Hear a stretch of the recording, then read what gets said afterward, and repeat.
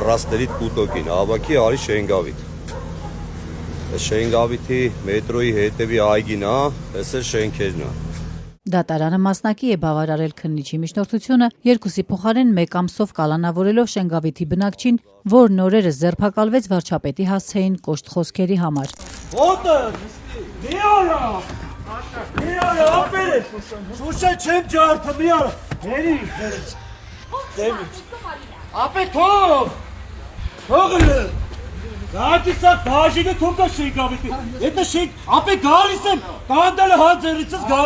Փաստաբան Ռուբեն Մելիքյանն առաջարկել էր գոնե տնային կալանք կիրառել, բայց դատարանը նախընտրեց ամենախիստ միջոցը։ Ես կարծում եմ, սա ընտրական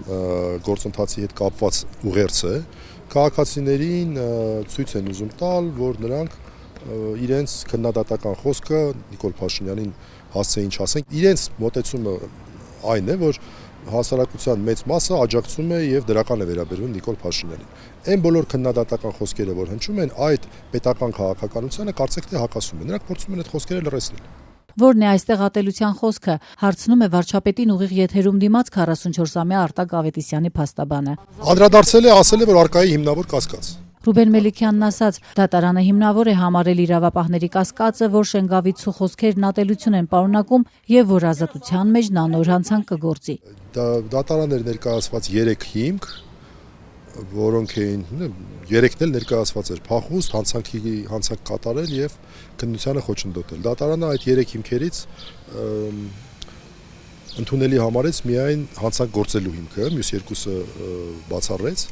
Արտակ Ավետիսյանը ձերբակալվեց Երևանի Շենգավիթ վարչական շրջանում Նիկոլ Փաշինյանի նախընտրական քարոզարշավից հետո։ Այդ նույն շրջանում բնակվող Ավետիսյանը ուղիղ եթերում Փաշինյանին հրավիրել էր իր նշած վայր, խոսքը համեմելով կոպիտ բառերով։ Իրավապահները սա որակեցին ատելություն, անհանդուրժողականություն կամ թշնամանք հրահրելուն ուղղված խոսքի տարածում։ Բայց այստեղ մենք փաստերը չենք վիճարկում։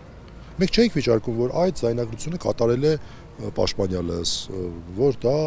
ինքն է հրապարակել։ Այդ հարցերը Այստեղ խնդիրը փաստերին չէր վերաբերում։ Այստեղ խնդիրը վերաբերում էր նրան, թե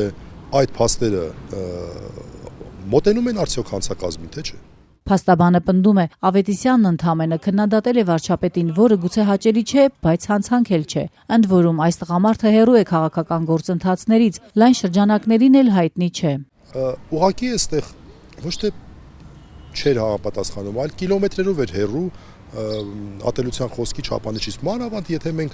համադրում ենք Նիկոլ Փաշինյանի եւ նրա որոշ թիմակիցների տարիների ընթացքում ասվածը, սկսած եկել է քաղաքացիների վրեժի ժամանակահարտահայտությունից 2020 թվականից մինչև հակաժները կկտրենք,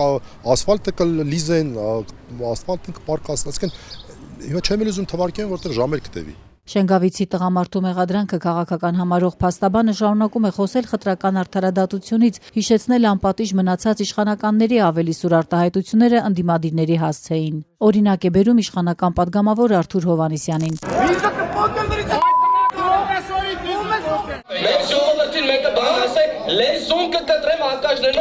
Իրավապահները падգամավորի այս արտահայտությունը հանցանք չէին համարել եւ չեն շտապում անցած տարեվերջին կաթողիկոսի հասցեին նմանատիպ արտահայտություն հնչեցրած Գառնեցի տղամարդու դեպքում վարույթը կա, բայց տղամարդն ազատության մեջ է առանց մեղադրյալի կարգավիճակի։ Այդ քարտը փնկելքին սատկացան են։ Մեղադրանքը հաստատվելու դեպքում Շենգավիթցի Արտակ Ավետիսյանին սպառնում է 1-ից 4 տարվա ազատազրկում։